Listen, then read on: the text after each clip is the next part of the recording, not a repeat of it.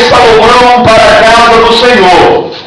Então trouxe Salomão as coisas que Davi seu pai havia dedicado, a prata, o ouro e os utensílios, e os colocou, os depositou entre os tesouros da casa do Senhor. Repita comigo: colocou.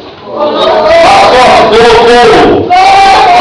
Segundo livro das Crônicas, capítulo 36, versículo de número 18, está escrito: todos os utensílios da casa de Deus, grandes e pequenos, os tesouros da casa do Senhor, e os tesouros dos reis e dos seus príncipes, tudo levou para a Babilônia. Repita comigo: levou.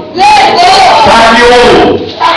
Veja capítulo 1, versículo de número 7, está escrito: todos os utensílios de ouro e de prata foram 5.400, todos estes levou Sesbazar, quando os do exílio subiram da Babilônia para Jerusalém. Repita comigo: levou, trouxe, recuperou, restituiu para Jerusalém todos os utensílios que foram roubados.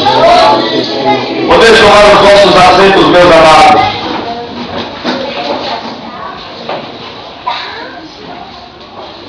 Senhoras e senhores, noiva do Cordeiro de Deus, eu quero chamar a sua atenção para a mensagem desta noite, e eu quero subordinar a mesma ao tema: valores que foram perdidos. Valores que foram perdidos. Nós lemos aqui nesta noite 3 textos na palavra de Deus.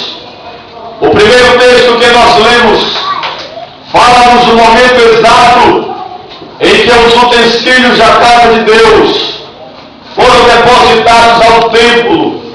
O segundo texto que nós lemos fala-nos do momento em que eles foram saqueados o templo, roubados o templo.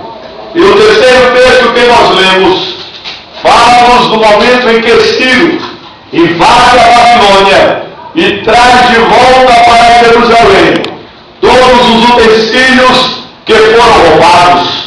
Para que nesta noite eu possa explicar para os amados os 3 textos que nós lemos, faz-se necessário que nós retornemos a alguns capítulos, quando o rei Davi assumiu o trono de Israel e em sua cabeça colocou a coroa real. Davi mandava e desmandava no meio da nação de Israel, a ponto da Bíblia dizer que o seu nome chegou às entradas do Egito. Mas segundo alguns eruditos da Bíblia Sagrada, estudando a biografia do rei Davi, eles perceberam que o grande desejo que pairava no coração de Davi nunca foi de ser o rei, nunca foi de assumir o trono real, nunca foi de assumir a sua cabeça a coroa de um rei, mas o grande desejo que pairava no coração de Davi era de ser um sacerdote. Porque se os amados forem estudar, principalmente os salmos que foram escritos por Davi, diversas vezes ele falou coisas relacionadas ao templo, como muitas vezes ele falou sobre os sacrifícios, sobre o templo, sobre o amor dele em estar na casa do Senhor. Davi, possuindo este desejo de ser um sacerdote, mesmo não podendo, ele ousou pedir para Deus construir um grande templo em Jerusalém, para que fosse o centro da adoração a Deus. Deus não permitiu que Davi construísse o templo, porque as suas mãos estavam manchadas de sangue, mas Deus prometeu que da descendência dele, Deus levantaria um para que edificasse casa ao seu nome. Mas Deus concedeu a Davi o privilégio de receber a planta, o o projeto do templo, Deus mostrou para Davi todos os ângulos, todas as divisões do templo, todos os detalhes do templo. E quando foi o fim da vida de Davi, ele chamou seu filho Salomão e disse: Salomão, eu estou dando para você todo o projeto, toda a planta do templo que o Senhor me deu. Agora, Salomão, obedeça a todos os detalhes do templo, faça de acordo com o projeto e com a planta que o Senhor Deus me concedeu. E quando Salomão assume o reinado de Israel, ele começa a construção do majestoso templo em Jerusalém. Levanta Salomão as paredes, faz Salomão as divisões do templo, e diz a Bíblia Sagrada que na frente do templo ele constrói as colunas, reveste o templo com madeiras de cetim, com madeiras preciosas, reveste o templo com ouro, reveste o templo com prata, reveste o templo com bronze. E diz a Bíblia Sagrada que quando Salomão acabou a construção do templo, ele se lembrou dos utensílios consagrados por Davi. E diz a Bíblia que todo o ouro, toda a prata, todos os utensílios, ele os trouxe para o templo e os depositou dentro do templo. E diz a Bíblia Sagrada que quando foi a inauguração do templo, o rei Salomão oferece sacrifícios a Deus e ora a Deus dizendo: Deus, eis aqui esta casa, ainda que com paredes revestidas de ouro, de púrpura e carmesim, comparando a tua glória e a tua grandeza, nada é, Senhor, é insignificante. Mas Deus, eu te peço, usa de misericórdia, e quando o teu povo te vier orar aqui, Senhor, ouve do céu as orações, perdoa o pecado do teu povo e derrama a tua glória neste lugar.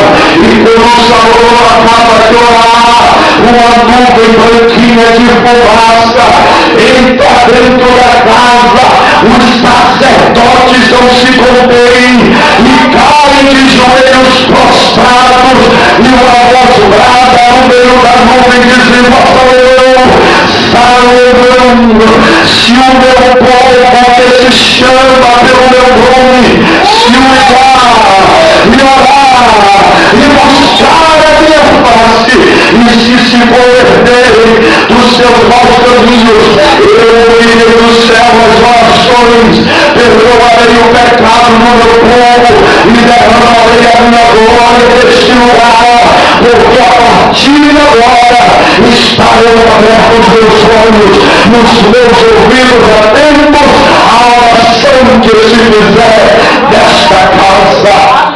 Deus confirmou o templo foi confirmado por Deus em Jerusalém. A partir daquele dia, o templo passou a ser o coração que pulsava e gerava vida para Jerusalém. E tudo que havia dentro do templo representavam valores para a nação de Israel.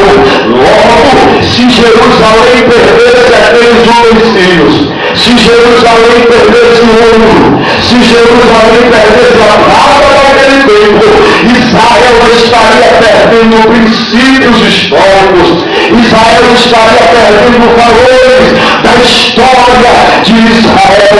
Meus amados e queridos, passou-se os anos, mas o povo de Judá entrou em um ritmo de oscilações tão perigosas que atingiram a santidade de Deus, o projeto de Deus, a essência de Deus, a ponto de Deus levantar o rei Nabucodonosor, que invadiu Jerusalém, destruiu os muros que protegiam a cidade, saqueou a cidade completamente, tomou fogo